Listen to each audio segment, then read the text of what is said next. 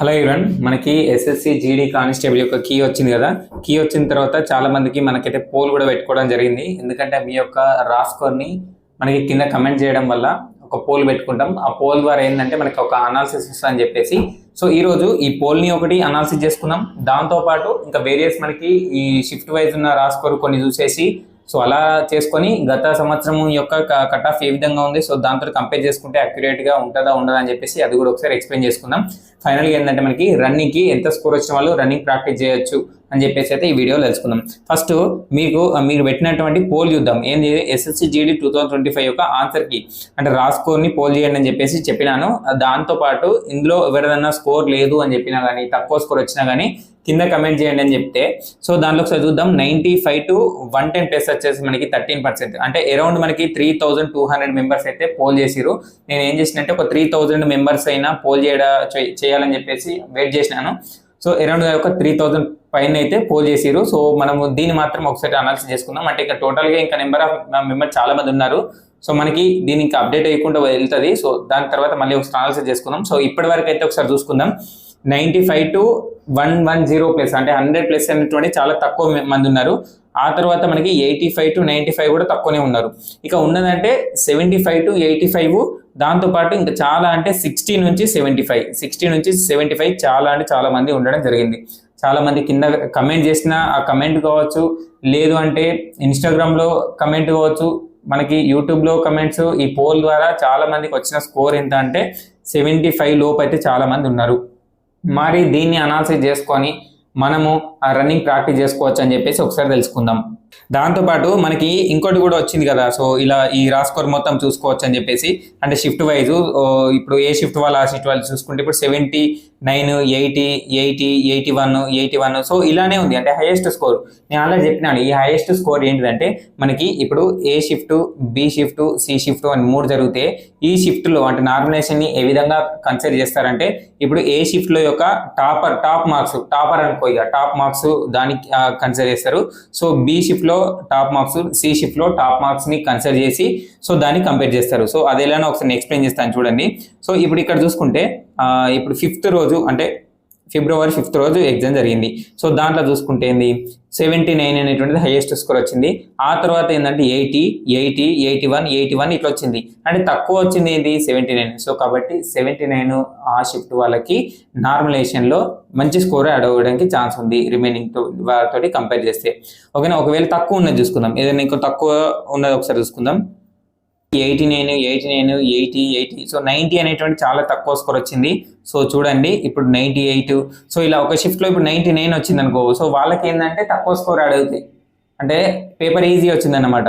చూడండి ఎవరికి కూడా ఇట్లా మనకి రా స్కోర్లో 100 ప్లస్ అయితే రాలేదు. సో నా రా స్కోర్ అయితే ఈ విధంగా రావడం జరిగింది. అంటే మ్యాక్సిమం అందరికీ 80, 90 బిలోనే ఉంది.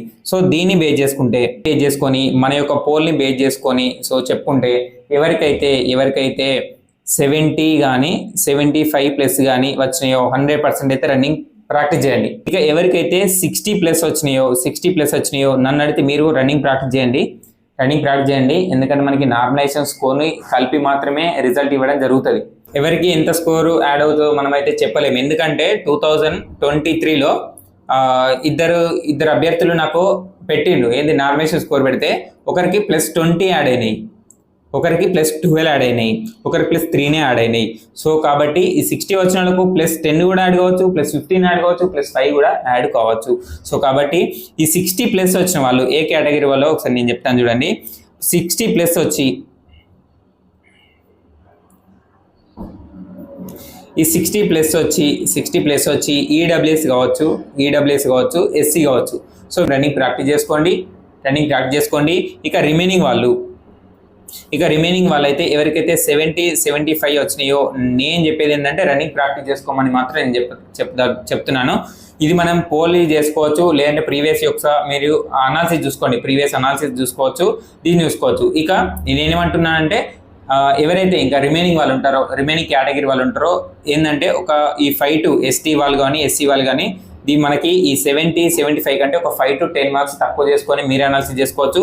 ఎవరైతే అమ్మాయిలు ఉంటారో అమ్మాయిలు 3 to 5 స్కోర్ని మనకి మైనస్ చేసుకొని మీరు కూడా ఇదే స్కోర్ను అనాలిసిస్ చేసుకొని రన్నింగ్ అయితే ప్రాక్టీస్ చేసుకోవచ్చు. ఓవరాల్గా నేను చెప్పేది ఏంటంటే ఎవరికైతే 60 ప్లస్ వచ్చి వాళ్ళు ఈడబ్ల్యూఎస్ కావచ్చు, ఎస్సీ కావచ్చు, రన్నింగ్ ప్రాక్టీస్ చేసుకోండి. ఎవరికైతే ఓబీసీ కావచ్చు, యూఆర్ కావచ్చు, ఎస్టీ కావచ్చు, వీళ్ళు 75 లేదా 70 ప్లస్ వచ్చిన వాళ్ళు రన్నింగ్ ప్రాక్టీస్ చేసుకోవడము ఉత్తమం. ఇక ఎవరికైతే షిఫ్ట్ హార్డ్ వచ్చింది అని భావించున్నారో, షిఫ్ట్ హార్డ్ వచ్చి 60 ప్లస్సే వచ్చినాయి నేను ఓబీసీ, 65 ప్లస్సే వచ్చినాయి నేను ఓబీసీ అనుకున్నారు, నా షిఫ్ట్ హార్డ్ వచ్చినాయి, నాకు నార్మలైజేషన్లో స్కోర్ ఎక్కువ యాడ్ అవుతాయని హోప్ ఉంది అని అనుకున్న వాళ్ళు, సో వాళ్ళు కూడా రన్నింగ్ ప్రాక్టీస్ చేసుకోవచ్చు. రన్నింగ్ ప్రాక్టీస్ ఎవరు చేసుకోవాలి, ఎవరు చేసుకోవద్దు ఒక ఎగ్జాంపుల్ చెప్తాను. అలా నేను ప్రీవియస్ బ్యాచ్ వాళ్ళకి చెప్పడం జరిగింది. ఏంటంటే మా ఫ్రెండ్కి 2022 బ్యాచ్లో అప్పుడు పేపర్ 100కి ఉండేది, నెగిటివ్ మార్క్లు ఉండేది, ఓన్లీ ఇంగ్లీష్లోనే ఉంది పేపర్.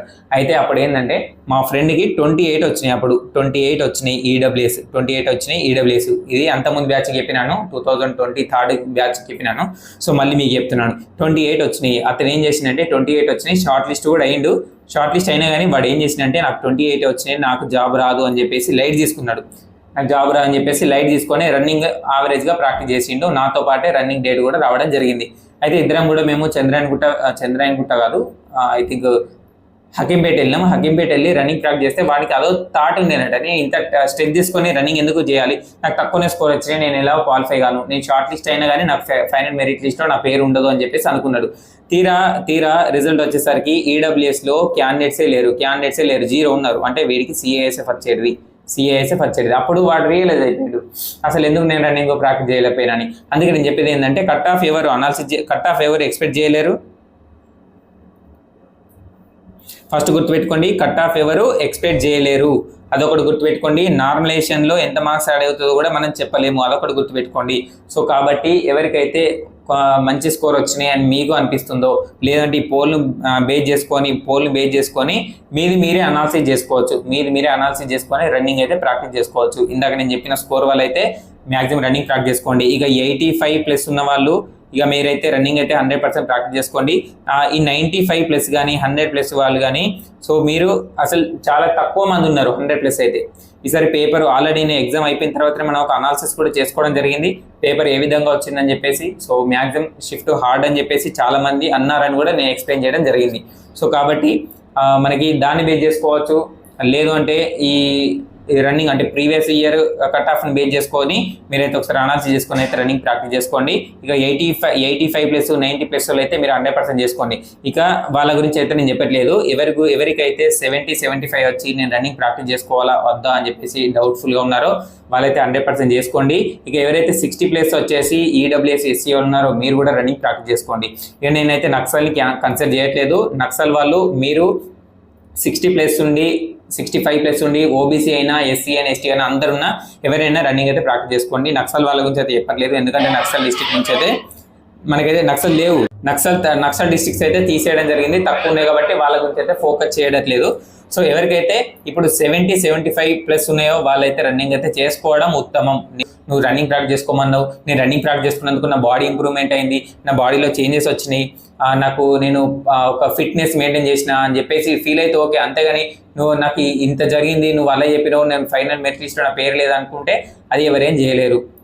నేను చెప్పేది అయితే ఇది, ఎవరికైతే ఈ స్కోర్ వచ్చినాయో రన్నింగ్ ప్రాక్టీస్ చేసుకుంటే తర్వాతది రేపటి దానికి రూపం లేదు, రేపు ఏం జరుగుతుందో మీకు తెలియదు.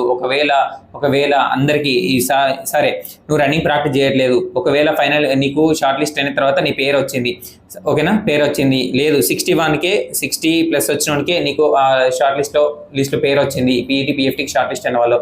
సో వాడు రన్నింగ్ కొడతాడు. ఆ తర్వాత వానికి నీ పేరు కూడా ఉంటుంది, నువ్వేం చేస్తావు, రన్నింగ్ ప్రాక్టీస్ చేయలేదు, ఎందుకంటే నా పేరు ఉంటుందో లేదో అని చెప్పేసి. అప్పుడు టైం ఇవ్వడు, ఒక 1 మంత్ ఇస్తాడు. ఆ 1 మంత్ లోపు నీకు లాంగ్ రన్ నువ్వు కవర్ చేసుకోలేకపోతావు. అప్పుడు నీకు ఏమనిపిస్తుంది, ఈ 60 వచ్చినోడికి జాబ్ వచ్చింది అనుకో, అప్పుడు నువ్వు అనుకుంటావు నేను రన్నింగ్ ఎందుకు ప్రాక్టీస్ చేయాలని చెప్పేసి నువ్వు అనుకొని బాధపడతావు. అప్పుడు బాధపడద్దు అనుకుంటే ఇప్పుడు మీకు ఈ స్కోర్ వచ్చిన వాళ్ళైతే రన్నింగ్ ప్రాక్టీస్ చేసుకోండి. ఇంకేమైనా డౌట్స్ ఉంటే కింద కమెంట్ చేయండి. కావాలంటే కింద ఉన్నటువంటి పోల్ చేస్తున్నటువంటి స్కోర్ పెడుతున్నటువంటి వాళ్ళ స్కోర్ చూడండి. మ్యాక్సిమం 50లలో కూడా చాలా మంది ఉన్నారు, 50, 60లలో, 70లలో. సో చాలా మంచి ఒక 1 ఇయర్ నుంచి ప్రిపేర్ అయిన వాళ్ళకు కూడా 70 ప్లస్, 75 ప్లస్, 80 ఇట్లానే రావడం జరిగింది. వాళ్ళందరూ అయితే బేస్ చేసుకొని మీరు రన్నింగ్ ప్రాక్టీస్ చేయాలా వద్దా అని చెప్పేసి మీరే ఆలోచించుకొని కింద కమెంట్ చేయండి. సో ఓకేనా, ఇదైతే ఈరోజు వీడియో. ఇంకేమైనా డౌట్స్ ఉంటే కింద కమెంట్ చేయండి, వాటి గురించి మళ్ళీ ఒక వీడియో చేసుకుందాం.